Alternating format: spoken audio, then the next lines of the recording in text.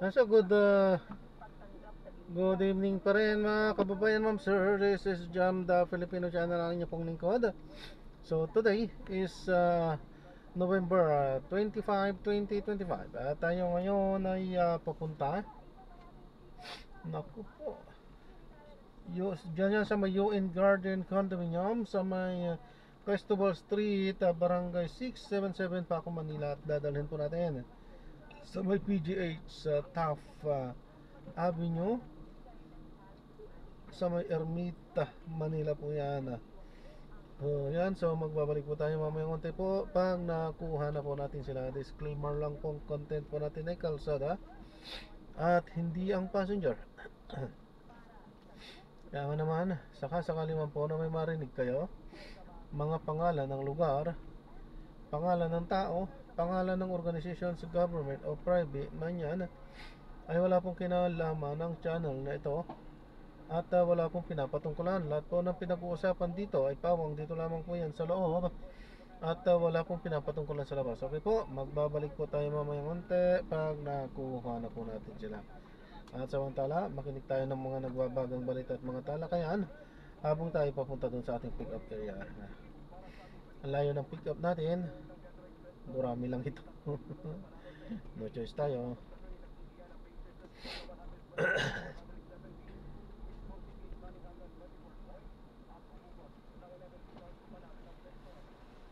So masikip. Grabe, sikip dito Pinapayagan kasi ng barangay ang ganito pagpapark kasi tutusin kahit walang EMDA, kung talaga maghigpit ang gobyerno, padaanin yan sa barangay. Kung hindi man, lagyan ng CCTV lahat. Kung meron nga yung no contact apprehension sa mga di ba? Samantalang kapag dumadaan ka sa kalsada, talagang kailangan minsan na talagang hindi maiwasan minsan. Dito talaga kapag ka nakapark, automatic na yun, di ba?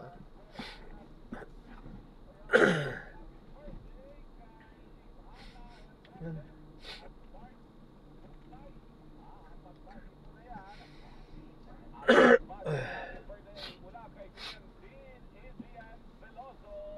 Magandang morning at syempre magandang morning din kay Sir Sunny at Peter S. Kapal dyan sa Las Piñas. At partner, batiin ko lang din last happy birthday ulit. Happy birthday kay Justin J. Inicio. Happy 17th birthday Syempre Justin, ang pagbati na yan ay mula sa iyong daddy. Yes. Syempre partner, batiin ko lang din ang happy birthday ng aming kaibigan dyan sa Samar. Sa Marquita Samar. Happy birthday kay DJ Mark on the mix. Ano pangalan niya? Happy birthday. Happy birthday DJ Mark. Marmar Garabel. Marmar. At syempre partner ng ating daddy. Dito sa C7, happy birthday. Ayaw, nakapala, sorry. Nakalimutan. Hindi yan pwede makalimutan. Nakalimutan ang lahat. Pag magkikinig kayo, no? Daddy Johnson. Happy birthday, Daddy Johnson. Pogi, Daddy Johnson. Happy birthday, Victor Hart. Happy birthday, Jenny. Daddy Benson. Happy birthday. At syempre, good morning din sa lahat ng mga nagpatay ng check sa atin today. At meron tayo birthday. Hindi tayo pwede mag-overtime. Kaya naman, bye-bye time. Ito na po sa pasada kasama ang ating birthday boy. Ang naging sa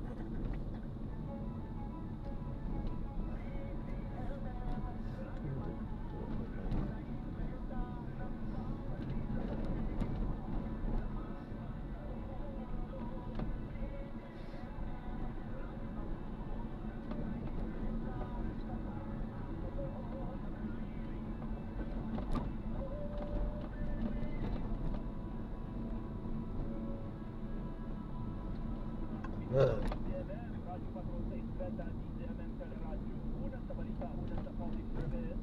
Kasabi ng KBB, kapisanan ng mga broadcaster ng Pilipinas. Ayaw ba? Ora! 502!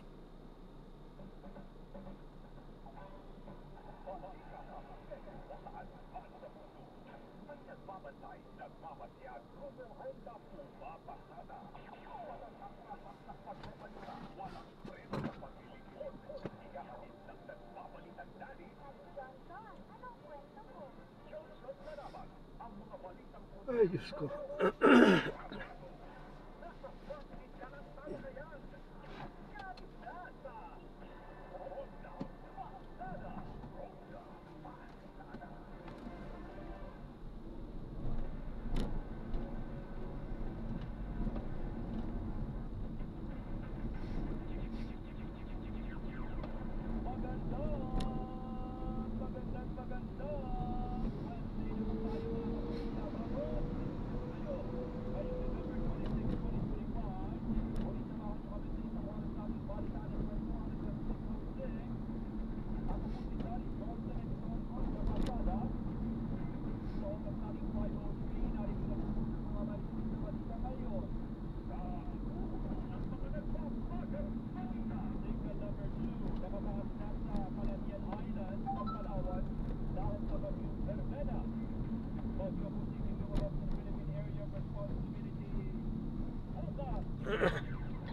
Ronda Pasada. Ronda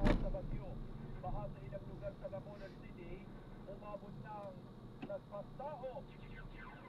Dalawang kongresista itinangging sangkot sa Maanamayang Flood Control Project na siwalian sa mga proyekto kontra baha. Sinasabing lumala simula noong 2023. Harry Roque itinangging naaresto siya sa Netherlands at sa ating Honda probinsya. Inang at dalawang anak patay sa nasunog na bahay sa Davao. PPP, CMM, numero 1 sa aksyon. Sa oras nating 5:04, diretso muna agad tayo sa pag-asa at alamin natin ang magiging sabi ng panahon.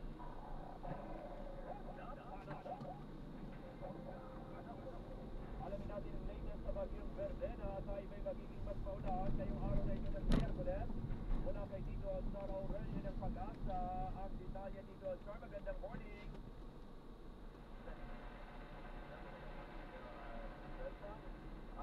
Asahan pa rin natin na magandang panahon sa malaking bahagi ng ito, lalo sa paglarong bahagi nito dahil sa bagyong Verdena. Ang Verdena at si bagyong Verdena ay nasa West Philippine Sea, medyo malapit po sa may bandang Palawan. Nasa layong 120 kilometers west. Opo, good morning po. Ang lakas ng hangin sa tingin nito ay Palawan. Dahil sa bagyo, may naasa pa rin tayo ng mga at sa bagyo ito ay nakapay ng motan sa panahon at may kasabang pagpulo ng malakas ng hangin. At dahil sa pagpupunod at yung bagyo, nasa pa rin natin matataas ng alon sa buong seaboard ng Northern Luzon at kasama rin ang western seaboard ng Southern Luzon. Base sa forecast track ng bagyong Verdena ay nasa labas ng farm bukas ng umaga. Mula ngayon hanggang sa paglabas ng farm ay nasa lalabas ito at aabot ng severe tropical storm pagkalabas ng ating state area of responsibility. At dito sa Metro Manila ay naapektuhan tayo ng trap ng bagyo o detention ng bagyo, detention area ng bagyo. Kaya asahan natin ng halos buong araw ng ulap na kalangitan. At Hindi ba ito ano, no? nakita namin mga kadalasan Kasi yung mga park, parang puro pa ganito nakapark kasi. Sadya lang talagang ganyan parking nila, no? Mayroon ng baliktad dito.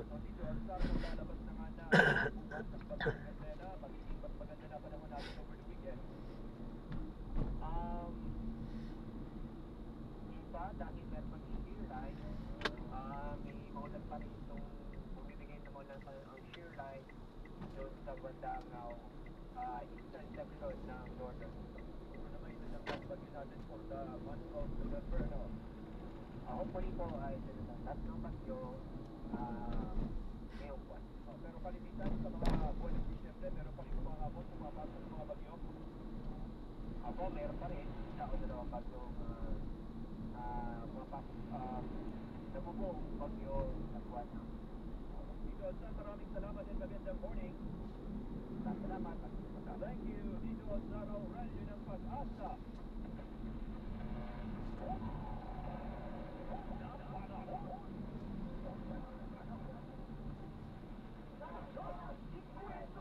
Tuloy tayo sa mga balita sa oras nating 5:07. Daan-daang pamilyang inilikas dahil sa ulan at bahang dulot ng bagyong Verbena. Sa Cebu, halos 100 pamilya mula sa 5 barangay sa Carcar City, sa Bacolod City, halos 400 pamilyang inilikas dahil sa baha. Sa barangay Pangalukoy, umabot ng lagpas tao ang baha dahil sa pag-apaw ng ilog. Nagpintula ring ilog ang Lacson Street sa isa sa main highway sa Bacolod City. Samantala sa Iloilo, naging pahirapan din ang pagtawid sa barangay Madwawak sa San Dionisio. Walang tulay sa lugar kaya sa ilog tumatawid ang mga residente sa Surigao del Sur. Lalubog sa bahang ilang lugar sa bayan ng Carascal at Tandag City. Ayon po sa National Grid Corporation of the Philippines, gumagana na ang lahat ng nag-aalariyang transmission lines sa Visayas. Pero patuloy pa din ang monitoring sa mga posibleng maapektuhan ng bagyong Verbena.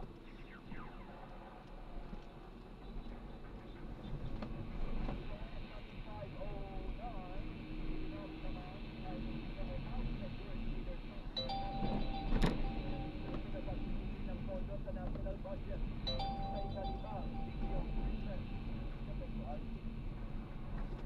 Mas mahaba ito, yung hometown sa Sada o yung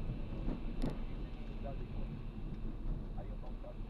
Sa ikalimang video statement, sinabi po ni dating Congressman Daddy Ko na iniutos ni Congressman Marcos ang pagsisigit ng mahigit sa 50 billion pesos na pondo tuwing daraan ang panukalang budget sa Bicameral Conference Committee simula pa noong 2023. Sinasabing nagaling pa si Congressman Marcos dahil kulang ng 8 billion pesos ang insertion sa 2025 national budget. Hindi nang ginawa ni Marcos o Sandro Marcos ang akusasyon at tinawag si Zaldico bilang bagong kampiyon ng sinasabing CES Cabal o yung sikretong plano.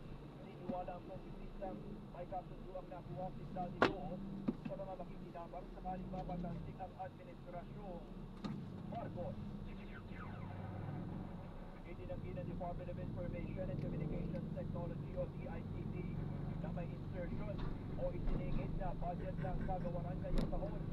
Kasunod ito ng akusasyon ni dating Congressman Zaldico na kasama sa 100 billion pesos na budget insertion ng mahigit 6 na bilyong pisong pondo para sa Free Public Internet Access Fund at iba pang programa ng DICT. Iginit ni DICT Secretary Henry Aguda na walang isiningit na pondo sa kagawaran pero handa siyang investigahan ang akusasyon ng dating kongresista. Iligaya din ni Aguda ang publiko na pusisiin ang mga transaksyon ng DICT.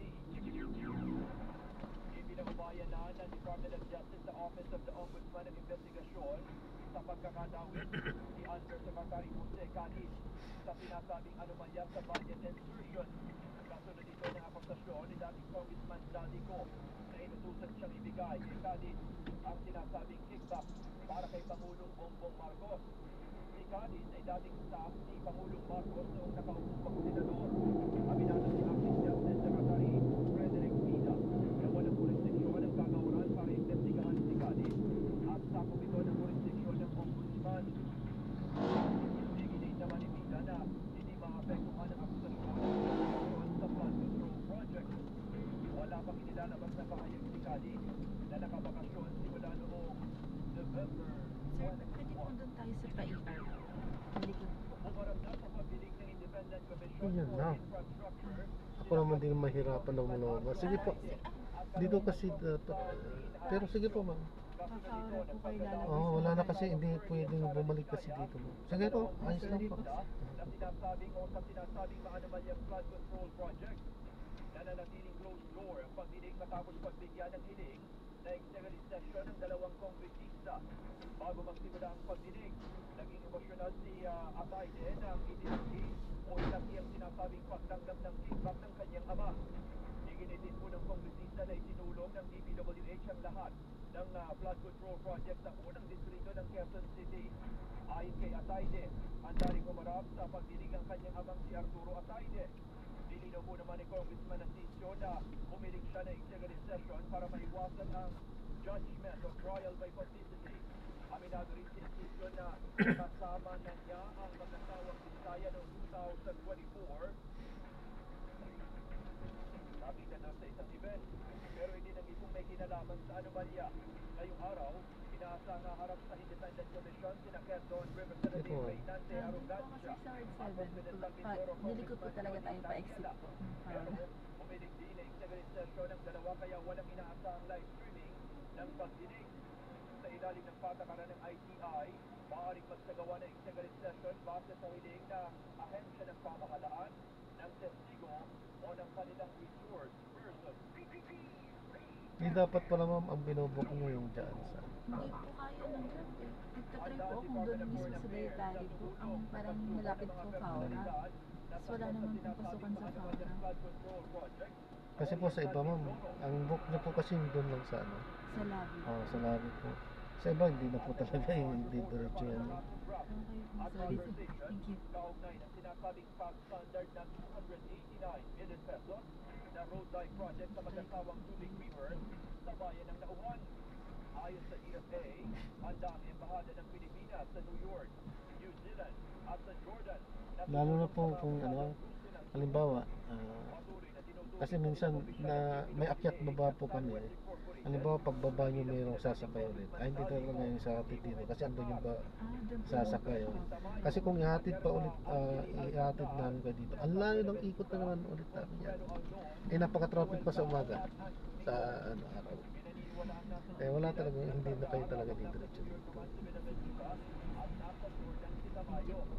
Nauna na ikinulong pitong opisyal ng DPWH Mimaropa na dawit sa mga anomalyang proyekto kabilang na si Regional Director Gerald Bacanan, habang nakalaya naman si Maintenance Division Chief Kahungan Calvo matapos maglagak ng 10,000 pisong mangsa sa kinakaharap na kasong drop. Ito po. Diyan po sir. Pinaniniwala ang lumala ang issue sa sinasabing maanomalyang flood control project noong 2024. Batay po sa record ng DPWH, Ayan, halos 30 ayokong sabihin na may mga taong mapagsamantala. Ginagawang parang sariling sasakyan at driver kanila. Pinagbigyan lang naman natin, siyempre ang ganda naman ng pakiusap, pero bawal talaga sana yun kasi talagang doon lang naman yung ano sa harap. Ang layo po kasi dito ng ikot na layo samantalang kung i-drop sila sa doon sa may pagdadrapan lang talaga, konting lakad lang yan, nasa loob naman na sila ng hospital ayaw bang maglalakad ng kahit na 100 meters, 50 meters lang, pero nasa loob na yan ng hospital. Kaya sabi ko nga na may mga taong ayaw kong sabihin na abusado dahil nga ginagamit nga yung ganyang ano,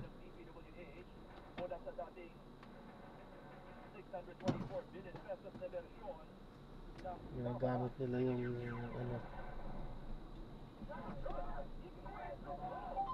ang tawag dyan,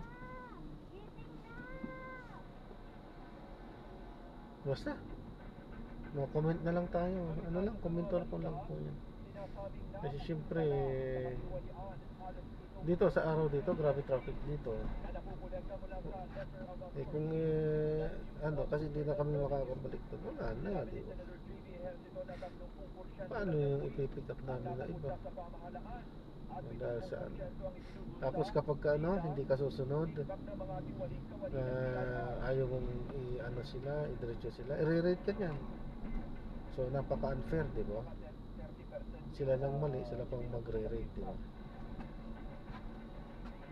kahit nasabay ka namang mag-ring. Ang bulsa, 70% ang napupunta. Maraming beses ko nang nasubukan yun. Ayon sa senador, hindi naabot ang Magre-reflect yan sa ano. yung piso koleksyon dahil malaking porsyento ang napupunta sa korupsyon. Ayan, talagang buhay. Bahala na lang si Lord doon. Ayan, so maraming salamat po. God bless. Paalam po at gagawa na lang po natin ng ibang video itong ating susunod na mission. Paalam po.